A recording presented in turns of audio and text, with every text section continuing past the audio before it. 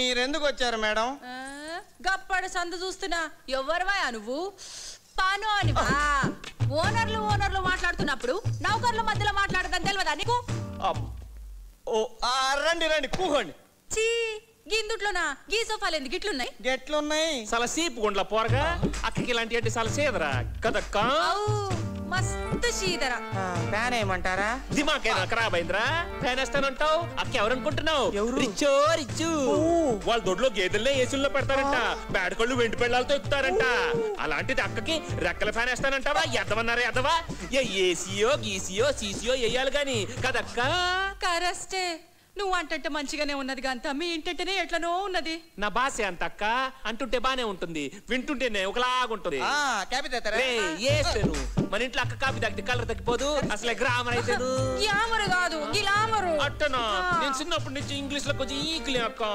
కదు బసు మోసేస్తున్నాడు పద రా.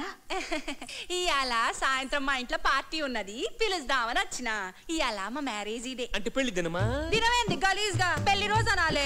వన్నాలు ఉన్నాయా మేడం? యాదవా అక్క ఎవరనుకుంటున్నావు? కోకాపేట మామూలుగా పెడతారేంటి? ఒక చైనీస్, ఒక ఫ్రెంచి, ఒక టర్కీ, ఒకటా రెండా వంటారు లక్షించుంటా కదా.